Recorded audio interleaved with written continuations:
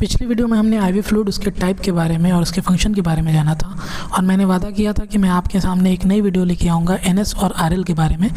तो आज के वीडियो में मेनली हम लोग बात करने वाले हैं एनएस नॉर्मल सलाइन और आरएल के बारे में। अगर आपने मेरी पिछली वीडियो नहीं देखी है तो आई बटन पे उसका लिंक मिल जाएगा, प्लीज़ जाइए और वो आईवी फ्लूइड वाली पार्ट 1 वाली वीडियो देख के आइए, तब शायद ये वाली वीडियो आपको ज़्यादा समझ में आए। अगर आप देख रखे हैं तो चलते चलते चैनल को सब्सक्राइब कीजिए और आज की क्लास हम लोग शुरू करते हैं।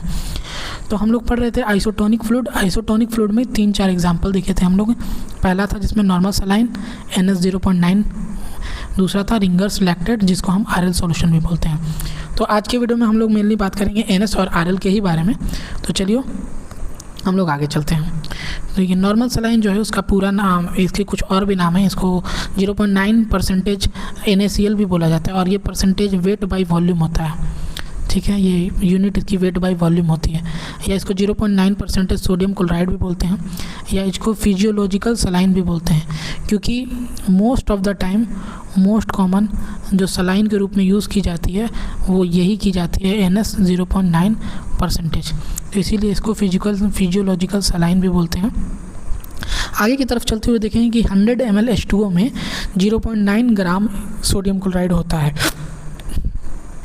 इसीलिए 1000 ml H2O में 9 ग्राम सोडियम क्लोराइड होगा। तो ये आपको ये बात याद रखनी है कि 1000 ml H2O में 9 ग्राम सोडियम क्लोराइड होता है। ऑस्मोलरिटी की बात करें तो 308 मिलीमोल पर लीटर। 308 मिलीमोल पर लीटर का मतलब हम लोगों ने कल पढ़ा था कि 250 से लेके अगर 375 मिलीमोल पर लीटर में है तो वो चीज़ आपको आएगी आइसोटोनिक में। और क्योंकि नॉर्मल सलाइन आइसोटोनिक का पार्ट है तो इसीलिए ये है आइसोटोनिक, 308 इसकी आ रहे हैं। यूजेस, अगर हम नॉर्मल सलाइन की बात करें तो most common use in irrigation यानी साफ़ सफाई। ये आई इरीगेशन हो गया या वुंड इरीगेशन हो गया, वुंड जब उसकी साफ़ सफाई करते हैं, या ब्लैडर इरीगेशन हो गया। तो इन सब के इरीगेशन में हो गया, इन सब के इरीगेशन में मोस्ट कॉमन फ्लूइड जो यूज़ होता है वो होता है नॉर्मल सलाइन।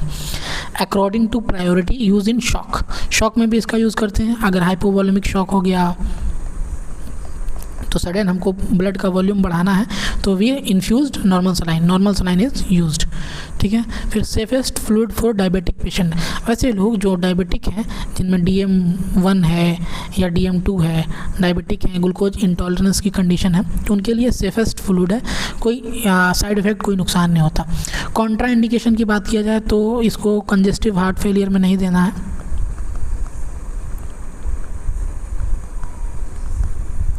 इसके अलावा हाइपरटेंशन में नहीं देना है, कॉन्ट्राइंडिकेट है, क्योंकि हाइपरटेंशन में देंगे तो वॉल्यूम बढ़ेगा तो बीपी बढ़ेगा, और पहले से बीपी बढ़ा हुआ और बढ़ेगा तो पेशेंट कोलैप्स हो जाने का कारण है। उसके बाद हार्ट फेलियर में नहीं देते हैं इसको, ठीक है। हार्ट फेलियर में नहीं देते, कॉन्ट्राइंडिकेटेड। तो हमने क्या क्या देखा, नॉर्मल सलाइन, कुछ नॉर्मल बातें, और इसका यूज़ कहाँ करते हैं और इसका कॉन्ट्राइंडिकेशन कहाँ। ये हुआ सारी बातें नॉर्मल सलाइन के बारे में। अब हम लोग चलेंगे रिंगर्स लैक्टेट यानी आरएल सॉल्यूशन के बारे में। तो आरएल सॉल्यूशन को हार्टमान सॉल्यूशन के नाम से भी जाना जाता है। कई बार ये इंपॉर्टेंट टॉपिक है, एग्जाम्स में पूछा भी जाता है। Also known as emergency fluid के भी नाम से जाना जाता है, ये भी बात आपको याद रखनी है। According to priority use in burn patient, वैसे पेशेंट जिनको बर्न इंजरी है उनमें ये बहुत अधिकतर इस्तेमाल किया जाता है।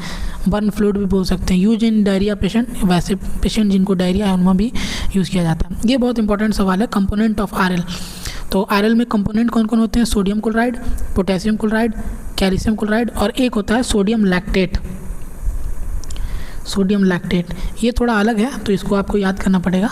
बाकी सारा क्लोराइड है, सोडियम, पोटेशियम, कैल्शियम, ठीक है। 100 ग्राम की में बात किया जाए तो 0.6 ग्राम, 0.03 ग्राम, 0.02 ग्राम और 0.31 ग्राम। वैसे 1000 में बात किया जाए तो सोडियम क्लोराइड 1000 में 6 ग्राम होता है। 1000 ml आरएल में पोटेशियम क्लोराइड 0.3 ग्राम होता है। 1000 ml आरएल में कैल्शियम क्लोराइड 0.2 ग्राम होता है और सोडियम लैक्टेट 3.1 ग्राम होता है। इसकी ऑस्मोलरिटी की बात करें हम लोग तो इसकी ऑस्मोलरिटी आती है 272.5, जो कि ये सॉल्यूशन भी एक तरह का आइसोटोनिक सॉल्यूशन है, ठीक है। फिर आता है D5NS। ये सारी बातें हो गई आपको आरएल के बारे में। आरएल कहाँ यूज़ होता है, बर्न पेशेंट में। इसका नाम हार्टमान सॉल्यूशन भी है और इमरजेंसी फ्लूइड भी है। तो ये रही कुछ चीज़ें एनएस और आरएल के बारे में। होप्स हो कि ये वाला पोर्शन आपको समझ में आया होगा, क्योंकि एनएस आरएल बहुत बार सवाल पूछे जाते हैं, इसीलिए मैंने इनको अलग किया। होप सो आपको ये वीडियो समझ में आई होगी, और अगर आई है तो इस चैनल को सब्सक्राइब करें, वीडियो को लाइक करें।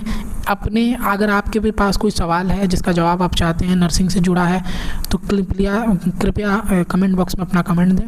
और व्हाट्सएप के लिंक के जरिए MLLC मेडिकल लड़का नर्सिंग क्लासेस को फॉलो करना ना भूलें। चैनल सब्सक्राइब करें, दोस्तों में शेयर करें।